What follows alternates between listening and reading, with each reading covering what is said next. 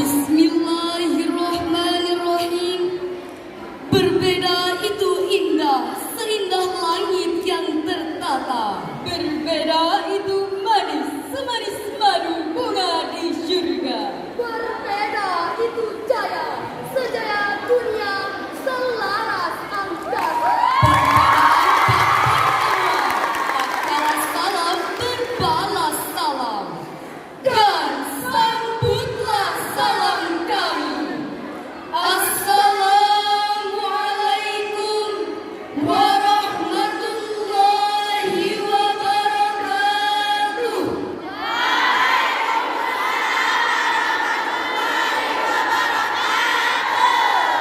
Alhamdulillahilladzi arsala rasulahu basyiran wa nadhira wa da'iyan ila Allahi wa sirajan munira. Sallallahu alaihi wa ala alihi wa sahbihi wa man balagha risalatahu wa sallama tasliman katsira. Amma ba'd. Yang terhormat Dewan Hakim yang arif dan bijaksana, bertintakan kejujuran, berbukukan keadilan, bermahkotakan kasih sayang, dan teman-teman pemuda harapan bangsa yang kami banggakan. Masyarakat Indonesia yang plural dengan ragam budaya, suku, etnis, dan agama serta ideologi merupakan kekayaan tersendiri. Oleh karena itu, keragaman agama, etnis, ideologi, ataupun budaya membutuhkan sikap arif dan kedewasaan berpikir dari berbagai lapisan masyarakat tanpa memandang agama, warna kulit, status sosial, dan etnis, tanpa ada sikap saling curiga dan berprasangka buruk terhadap kelompok lain. Kita sebagai bangsa sudah terlanjur majmuk dan konsekuensinya adalah adanya penghormatan atas pluralitas masyarakat itu. Bhinneka Tunggal Ika merupakan semboyan negara kita yang tertulis dengan tinta emas pada pita burung Garuda Pancasila. Indonesia yang tingkat keragamannya tidak diragukan lagi, terdiri dari banyak suku, bangsa, dan bahasa yang mendiami 17.504 pulau dengan 1.211 bahasa daerah, 300 etnis dan 1.340 suku bangsa yang berbeda-beda. Sejak tahun 2000, terdapat agama resmi yang diakui di Indonesia, yaitu agama Islam, Kristen Katolik, Protestan, Hindu, Buddha, dan Konghucu. Dan sejak tahun 2012 terus terjadi pemekaran daerah, sehingga sampai saat ini negara kita memiliki 34 provinsi.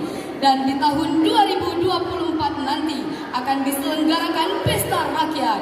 Berbagai partai politik bersaing merebut hati rakyat agar simpati dengan berbagai cara dan teknik. Mungkin ada cara yang baik-baik, tapi ada juga yang menggunakan cara trik and trik. bahkan tidak mustahil dengan cara picik dan licik. Tapi yang penting rakyat tertarik, terutama dari kalangan wong cilik.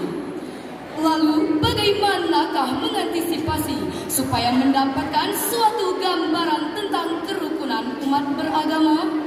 Melalui syarahan ini dengan judul Merawat Kerukunan Umat Beragama dalam Bingkai Kebinekaan. Dengan landasan Al-Quran Surah Al-Hujurat ayat 13 yang akan ditilawahkan oleh Korea kita berikut ini.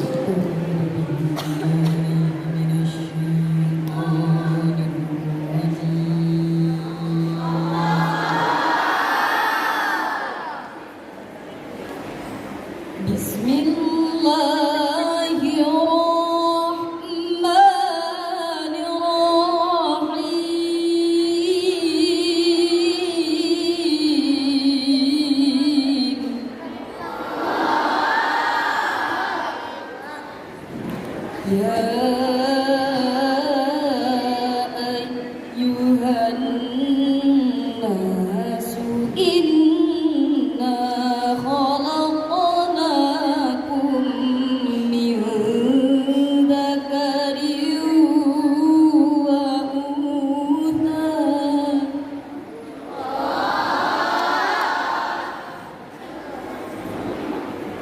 Inna khalaqnakum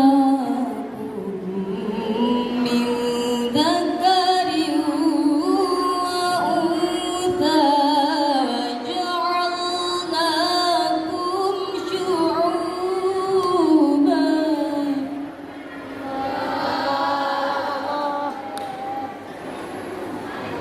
wa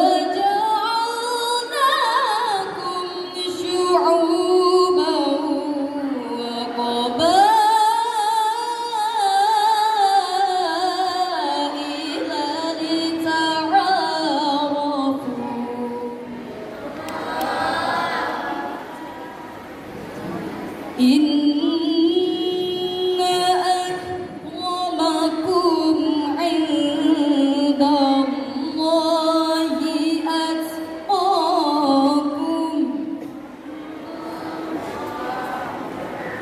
Inna Allaha alimun khabir.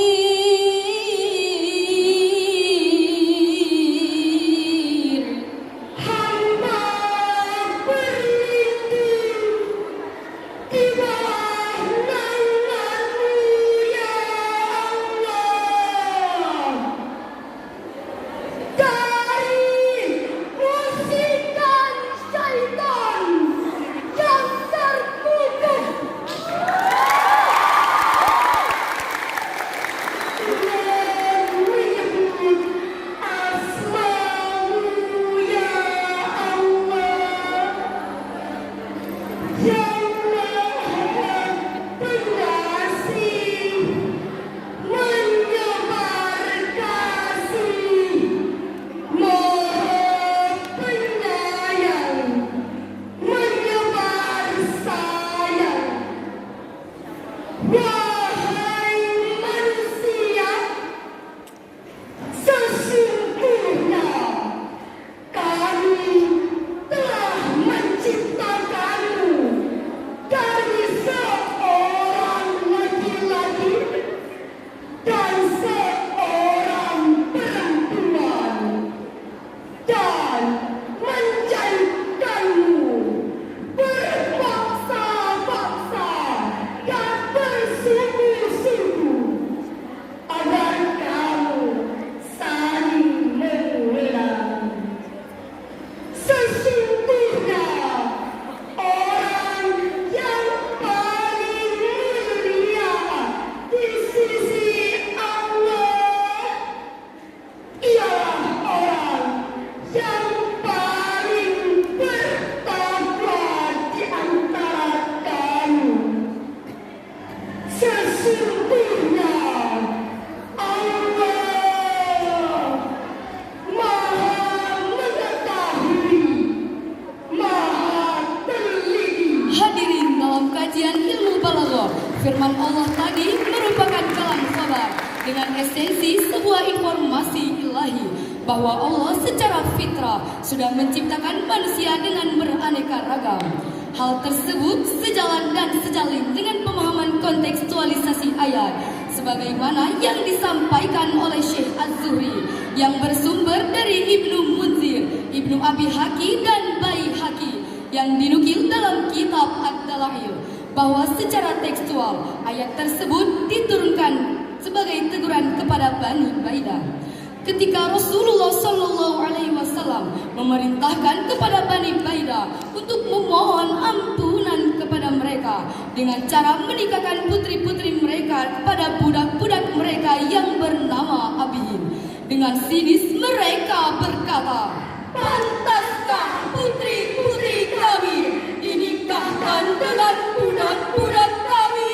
Pada saat itulah Allah Subhanahu wa taala menurunkan ayat ini bahwa diciptakan manusia berbeda suku dan bangsa, terdiri dari laki-laki dan perempuan dengan tujuan lita'arafu ay khalaqnakum kadzalika ya'rifa ba'dukum ba'da. Demikianlah penafsiran Syekh Khalid Abdul Rahman Al-Ab dalam Shafwatul Bayan Lima'anil Quran halaman 516 dan juga dijelaskan dalam tafsir Jalalain halaman 687.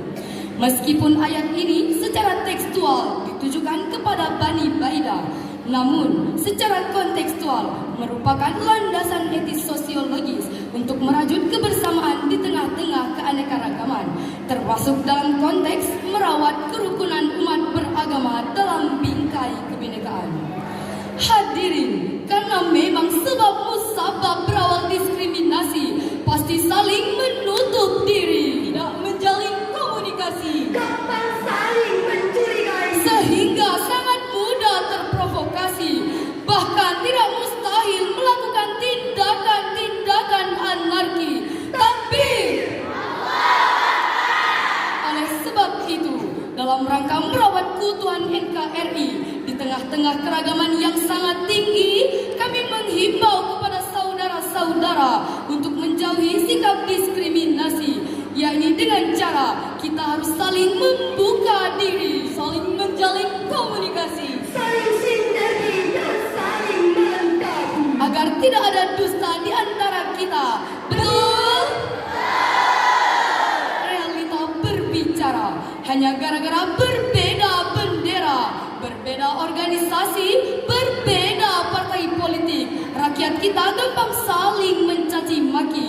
Hanya gara-gara beda suku, bangsa, dan etnis, kita mudah terprovokasi. Bahkan hanya gara-gara beda pemahaman dalam mendukung satu golongan, kita saling tendang, bantai, bahkan saling bunuh-membunuh satu sama lainnya. Na'udzubillah, tsumma na'udzubillah. Dalam hal ini, marilah kita renungkan firman Allah di dalam Al-Quran surah Ali Imran ayat 105.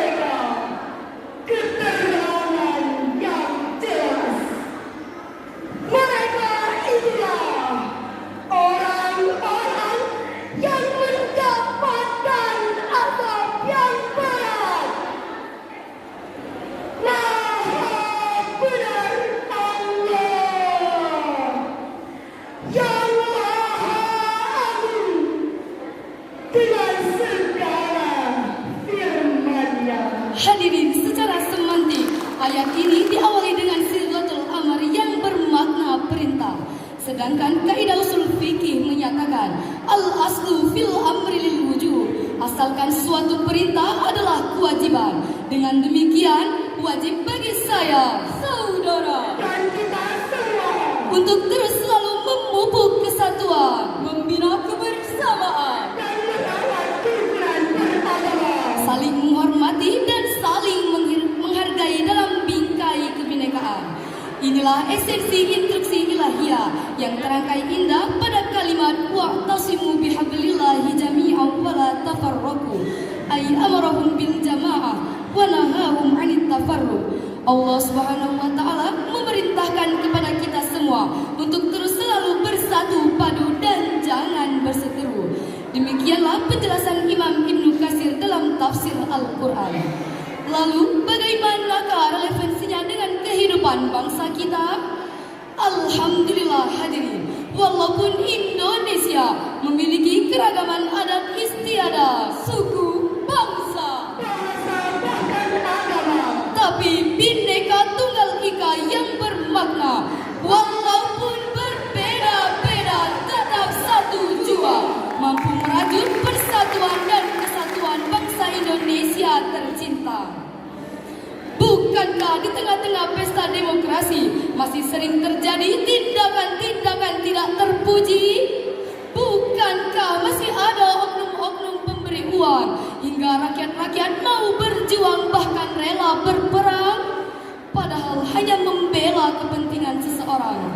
Jika benar fenomena ini masih ada di tengah masyarakat kita, berarti semboyan Bhinneka Tunggal Ika belum sepenuhnya menjadi landasan sikap dan perbuatan serta cara berpikir bangsa kita.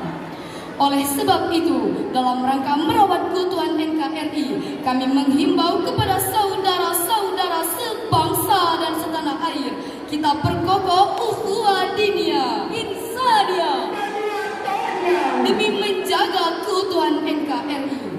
Sebagai refresh kita, izinkan kami membawakan penggalan syair Haji Roma Irama untuk renungan kita semua. Janganlah saling menghina satu suku bangsa dengan lainnya, karena kita satu bangsa dan satu bahasa Indonesia. Bhinneka Tunggal Ika lambang negara kita Indonesia. Walaupun bermacam-macam aliran, tetapi satu tujuan.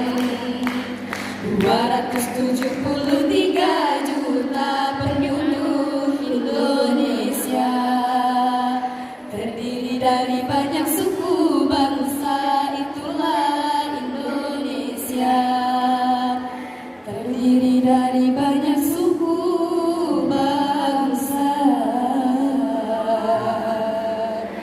itulah Indonesia.